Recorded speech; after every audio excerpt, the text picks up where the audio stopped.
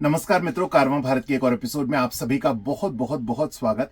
और आज के इस व्लॉग को शुरू करें उससे पहले मुझे लगता है आपके द्वारा पूछे गए कुछ प्रश्न, इनफैक्ट मैं प्रश्न भी नहीं बोलूंगा, मैं बोलूंगा आपकी जो कंसर्न है उसका मुझे उत्तर देना चाहिए। सो उसमें से जो मेजर आपके कमेंट्स आ रहे थे वो ये थे कि भाई इतने एडवर्स क्लाइमेट और इतनी एडवर्स सिचुएशन में, इतने एडवर्स समय में हम उत्तराखंड और हिमाचल क्यों ट्रैवल कर रहे हैं। देखिए, अगर आप हमारे व्लॉग्स पिछले कुछ सालों से देख रहे हैं तो आपको पता होगा पिछले लगभग 3 साल से मई से लेकर सितंबर तक का जो समय होता है वो हम पहाड़ों में ही बिताते हैं, मतलब कहीं ना कहीं, और वहां के लोगों के जीवन और जीवन शैली को समझने का प्रयास करते हैं। शेष एक चीज को इवेल्युएट कीजिएगा। ये तो मैं मानता हूं कि भाई एज अ टूरिस्ट हमें इस समय पहाड़ों में, क्योंकि लैंडस्लाइड्स होते हैं, बाकी सब चीजें जो हम व्लॉग में आपको दिखा रहे हैं इसमें भी दिखाने वाले हैं, वो सब चीजें घटित होती ही हैं।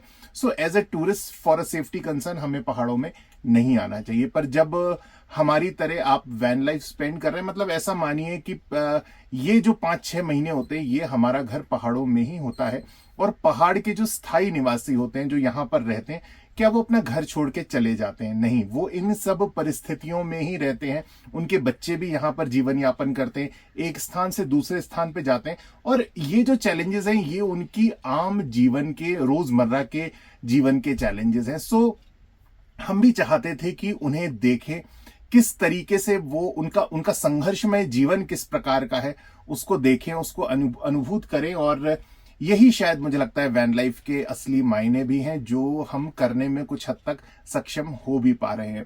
रेस्ट तो रहा बच्चों का कंसर्न, माता जी, श्रीमती जी, खैर मेरा तो, मैं तो खुद ट्रैवल कर ही रहा हूं। मुझे लगता है, देखिए, किसी के भी जीवन में ये जो रिश्ते होते हैं ये बहुत महत्वपूर्ण होते हैं और हमारी संवेदनाएं, हमारी भावनाएं इन रिश्तों से उस हद तक जुड़ी होती हैं जो अकल्पनीय है। सो मेरे मन में अपने बच्चों के प्रति, पत्नी के प्रति या माताजी पिताजी के प्रति कोई भावना नहीं है, ऐसा संभव नहीं हो सकता। आप तो खैर व्लॉग्स देखते हैं तो आप समझ पाते होंगे। सो उनके जीवन को खतरे में डालकर कुछ करना, ऐसा तो हम करने का प्रयास, मतलब मैं कुछ करने का प्रयास करूंगा नहीं। दूसरा, जिस प्रकार शेष लोग जी रहे हैं, मतलब पहाड़ में रहने वाले, उस प्रकार हम भी अडॉप्ट करके इन रास्तों पे चलने का, जीने का प्रयास कर रहे हैं। आपने देखा कि जिस जगह हम फंसे, लैंडस्लाइड वाली जगह, उस जगह हम अकेले नहीं थे, बहुत सारे अन्य स्थानीय लोग एक स्थान से दूसरे स्थान पे जाते हैं। और हम क्योंकि प्लेन्स में रहते हैं इसलिए हमें बहुत भयावह स्थिति लगती है कि अरे देखो पहाड़ गिर गया, चट्टान गिर गई, पत्थर गिर रहे हैं। पर ये उनके दैनिक जीवन का शायद एक पार्ट है और वो इसके यूज टू हो चुके हैं। सो धीरे धीरे हम भी इन सब चीजों के यूज टू हो चुके हैं। और आपदाएं विपदाएं तो कहीं भी आ सकती हैं, ऐसा हम मानते हैं। ईश्वर ने जब, जैसे, जहां जितना समय लिखा है उतना समय हमें वहां पर बिताना ही है। इस चीज पे प्रबल विश्वास रखते हुए हम अपनी जर्नी को आगे बढ़ा रहे हैं। शेष आप सब लोगों की दुआएं, आप सब लोगों का स्नेह, प्रेम हमारे साथ है ही, और ये बहुत बड़ी चीज है। और मुझे लगता है, मतलब, we are enjoying our life at its best. और इससे ज्यादा जीवन में अब कुछ आकांक्षा, अभिलाषा है नहीं। तो ये एक प्रमुख चीज थी जो मुझे लगा कि आपसे साझा करनी चाहिए। शेष शुरू करते हैं आज का व्लॉग। ट्यूनी के आगे हम एक जगह फंस गए थे। सो वहां से अब हमें, मतलब फंस गए थे, मतलब लैंडस्लाइड हो गया था तो अटक गए थे। अभी लैंडस्लाइड खुला है, सो यहां से आगे बढ़ना है सूंगरी होते हुए रामपुर बुशहर की दिशा में। तो चलिए शुरू करते हैं आज का व्लॉग, साथ ही शुरू करते हैं यहां से आगे का वैन लाइफ का हमारा सफर।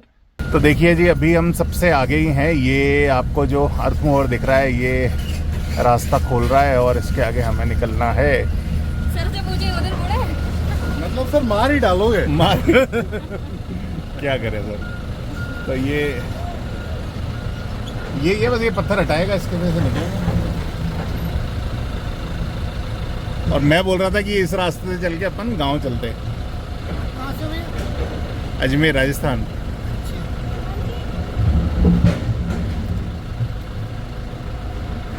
पर यहाँ गांव, यहाँ से फायदा नहीं ना, अपना रूट फिर डाइवर्ट हो जाओ। फिर कहीं कल बारिश आ गई है, फिर बंद हो गया ये। चलिए ठीक है, मतलब जहाँ तक अपने रूट पे पहुँच पाते हैं चलते हैं। Okay sir.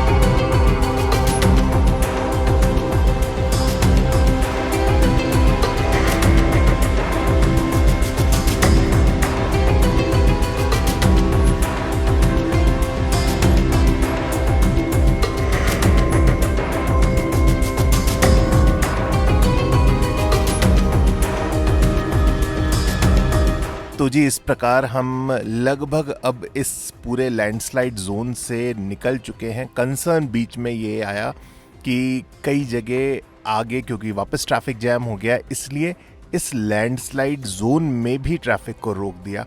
So that was a matter of concern. Rest तो खैर अगेन हैप्पी रोड्स और आगे बढ़ते हैं, यहाँ से चलते हैं, पहुँचते हैं, देखते हैं आज कहाँ तक जा पाते हैं। और दूसरी चीज़ ये भी है कि हमें आगे का रास्ता कैसा मिलता है। अब आइए जी सांस में सांस। सांस में सांस आई। ऐसा बता रहे ना वो 6 किलोमीटर आगे फिर कोई वो लगा हुआ है।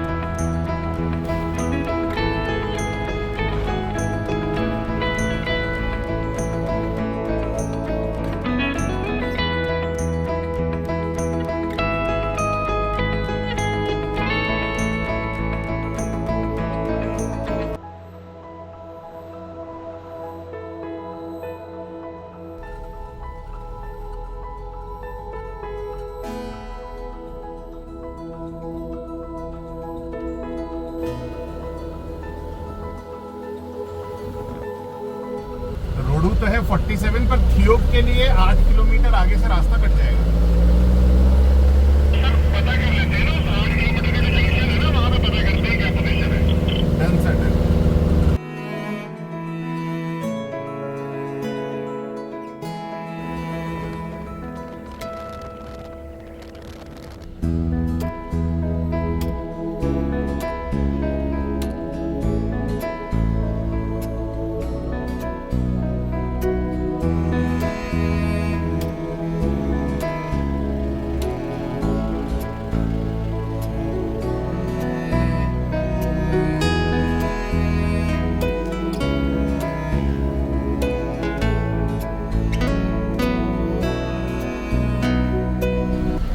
बहुत लंबा है। इसी गाड़ी में रहते हैं, पूरा घर बना हुआ है इसमें गाड़ी में। देख लो। हाँ हाँ please please please. Oh very good. Hello. 2 गाड़ियाँ आ रही हैं, ये और इसके पीछे वाली गाड़ी जो है ना, वो भी कैंपर वैन है। कहाँ से आए, किधर से? हम उत्तराखंड का कुमाऊं रीजन एक्सप्लोर करते हुए, फिर उत्तराखंड पूरा करते हुए, फिर अभी इधर स्पीति जा रहे हैं। राजस्थान रामपुर से। होते हुए। राजस्थान के स्पीति अब ऐसे में मत जाओ यार। स्पीति बारिश का है। हाँ, स्पीति में बारिश है। स्पीति में बस ये थोड़ा सा चक है, रामपुर निकल जाएंगे, रामपुर से बस सीधा रामपुर से ऊपर। रामपुर तक में बहुत दिक्कत है। देखते हैं ईश्वर ने। बहुत है। हरिओम हरिओम साहब। Thank you. जय हो जय हो।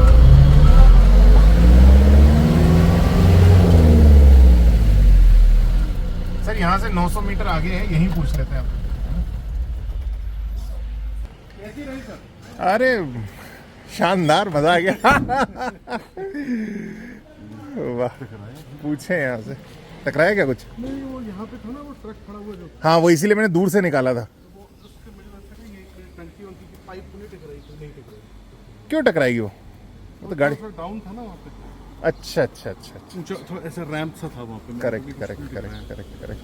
पूछे सर, यहाँ कोई बाबूजी से ही पूछते हैं। सर ये यहाँ से हमें रामपुर बुशहर जाना है वाया रोडू सुंगरी होके। वो रोड ठीक है? रोड वैसे तो ठीक है, लेकिन अभी पता शायद बंद है। हाँ आपको रोडू में जाके पता लगेगा। रोडू में पता लगेगा। और यहाँ से आपको थियोग वाला रोड खुला है? ठेग वाला बंद है अभी, अच्छा बंद है। इसमें बंद चल रहा है, बीच में खुल भी रहा है। अभी थोड़ी देर पहले, मैं 1 घंटे पहले पता किया तो उधर बोलते हैं कोकू नाला के पास कोई स्लाइड आया। तो वो बंद है, थियोग वाला बंद है। हाँ। रोडू खुला है यहाँ से? हाँ जी, रोडू यहाँ से खुला हुआ है? रोड तो खुला हुआ है। रोड यहाँ से 10-12 किलोमीटर है। हाँ तो रोडू ही चलें फिर तो। रोड चलते नहीं होगा तो रात को रोड रात को रोडू रुक कल निकल जाएंगे। जाएंगे आगे। हाँ हाँ हाँ। और सुंगरी पहुँच। साइड है ना, आइडेंटिफाइड है, हाँ वो नदी किनारे है वो। ठीक है। तो उन्होंने मुझे काफी दिन पहले उसकी ना फोटो भी भेजी थी। रोडू से अपन पता करेंगे सुंगरी खुला है क्या। अगर सुंगरी खुला है तो सुंगरी हाइट पे है, फिर सुंगरी तक चले जाएंगे। सुंगरी तक चले जाएंगे। सुंगरी कितना है वहाँ से? बहुत ज्यादा नहीं है। मुझे पूछो। रोडू से सुंगरी कितना होगा जी? सुंगरी का मेरा पूरा पता तो नहीं है। अंदाजन मेरे ख्याल से 20 हाँ 20-25 घंटे का रास्ता होगा। 1 घंटा और है। लगभग 1 घंटा है, क्योंकि मैं पिछली बार गया था पिछली बार। और सुंगरी वाला जो रोड है ना सर, वो उतना खराब नहीं है। उसकी जांच करना। हाँ उस, क्योंकि उसमें पेड़ है दोनों साइड। नहीं, इसमें सबसे बड़ी बात ये हुई ना, ये रोड इसलिए ज़्यादा अवरोध इसलिए है, इसमें नई अभी कटिंग वाइंडिंग हो रही है ना, वाइडनिंग हुई है, इस वजह से ज़्यादा लैंडस्लाइड ज़्यादा। कभी ज़्यादा इसमें आ रही है। रोडू यही ना साहब?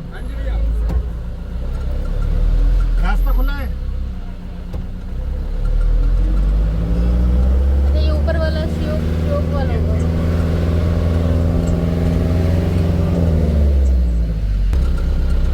लेफ्ट जाना, लेफ्ट क्यों जाएंगे? सर लेफ्ट जाना है मुझे लग रहा है। उस पे क्या बता रहे हैं?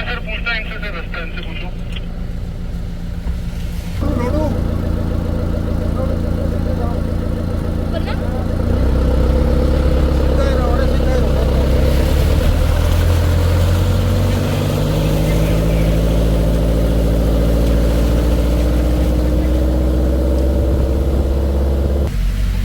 वो बड़ी कंपनी है, बड़ी कंपनी है। रुको उसे डालने दो।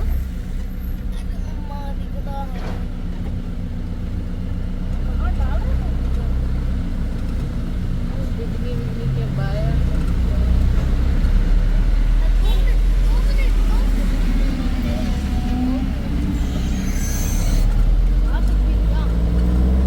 एक हफ्ता भी लग जाएगा। तो जी इन चैलेंजिंग रास्तों से होते हुए फाइनली हम पहुंच गए रोडू। बड़े आगे आलू नहीं लेने, आलू हमारे लिए नहीं।